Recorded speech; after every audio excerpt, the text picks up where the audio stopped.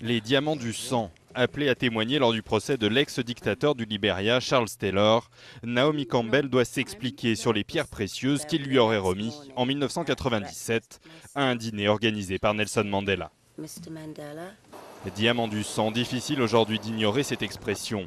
Au cours des années 90, en Sierra Leone, en République démocratique du Congo ou encore en Côte d'Ivoire, les diamants servaient de monnaie d'échange pour l'achat d'armes lors des guerres civiles.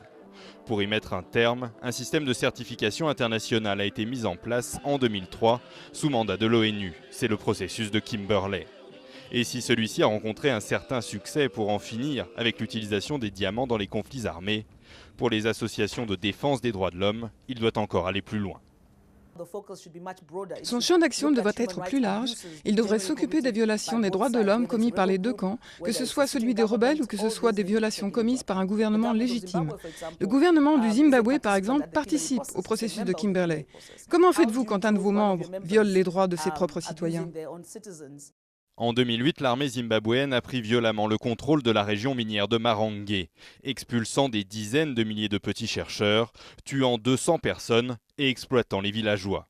Il y a un an, le processus de Kimberley a suspendu les ventes de diamants provenant de Marangwe. Mais 7 mois plus tard, arguant de progrès suffisants de la part du Zimbabwe, il autorise à nouveau 2 ventes, malgré le peu d'informations fiables sur la situation. Le processus de Kimberley ne peut fonctionner pour le moment que si les gouvernements veulent bien être transparents et rendre des comptes. Et c'est bien cela que les associations de défense des droits de l'homme voudraient voir évoluer lors de la conférence qui s'ouvre ce lundi à Jérusalem. Passer d'un système de volontariat des États à un système plus contraignant pour ne plus voir de diamants du sang.